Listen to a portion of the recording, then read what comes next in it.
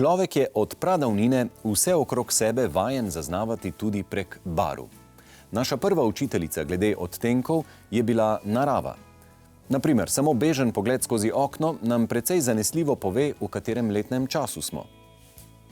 Da barve vplivajo na naše razpoloženje, počutje in vedenje, seveda ni nič novega.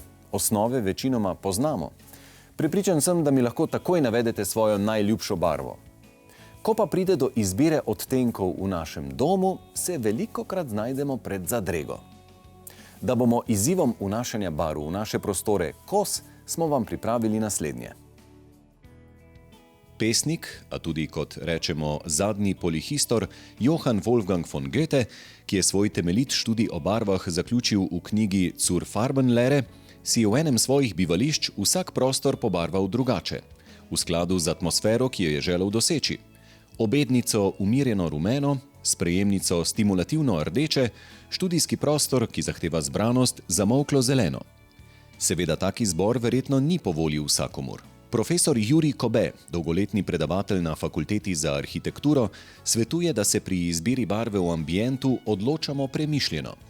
Pri vseh barvah, tako na fasadah kot v interjerju, je izrednega pomena njihova intenziteta in zato je pomembno, da se barva preizkuša vedno na čim večji površini. Z velikostjo pobarvane površine se namreč intenzivira tudi barva oziroma njen učinek. Profesor Jurij Kobe pri izbiranju kombinacije barv za stanovanje svetuje. Na varnejši strani bomo, če izbiramo med barvami, ki se nahajajo v enem segmentu barvnega kroga. Rečemo, da so nekako v sorodu. Barve iz nasprotnega pola so z njim izrazito kontrastne in bolje služijo za kakšen manjši, a pomemben poudarek, kot pa v veliki količini, kar bi razbilo ubranost prostora. A seveda je tudi to prepuščeno odločitvi tistih, ki bodo prostor uporabljali. Osnovne barve, zlasti tiste iz toplejšega dela barvnega kroga, agitirajo, poživljajo. Predmeti pobarvani s toplimi barvami delujejo, kot da so bližje. Barve iz hladnega dela barvnega kroga pomirjajo. Predmeti, pobarvani s hladnimi barvami, se zdijo bolj oddaljeni. Če barvamo manjši prostor, se odločamo za svetlo nianso, odtenek. Če barvamo otroško sobo, razmišljamo bolj o pastelnih, nežnih odtenkih, ki pomirjajo. Za zeleno barvo je znano, da v nas spodbuja potrpežljivost in koncentracijo, zato jo mi uporabljamo v prostorih, kjer se učimo ali pa kjer delamo. Pri izbiri barve pa je pomembno, kakšna je arhitektura prostora, kakšen je stil opreme, kakšen je namen tega prostora, ne nazadnje pa, kar nam je všeč. Ne poznamo samo ene svetlo-rumene barve in tudi ne samo ene oranžne barve. Človeško oko lahko razloči med 10 milijoni različnih odtenkov, vendar pa imamo poimenovan za barve samo nekih 20. In tudi naš spomin za barvo je slab. Tukaj so nam v veliko pomoč barvne karte. Imamo celo paleto različnih barvnih kart za različne namene. Ena izmed njih je tudi letošnja novost, Helios Interior Collection barvna karta. To je barvna karta za odtenke notranjih prostorov. Poudarek v tej barvni karti je na svetlih in zemeljskih niansah, ki se vedno lahko kombinirajo z belo ali pa z močnimi odtenki. V karti so barve razporejene v 8 sklopov, od bele, nevtralne, rumene, oranžne, preko rdeče, vijolične, modre do zelene. Tudi na spletni strani imamo dostop do barvnih kart in lahko varno v zavetju naslonjača poiščemo ustrezno nianso.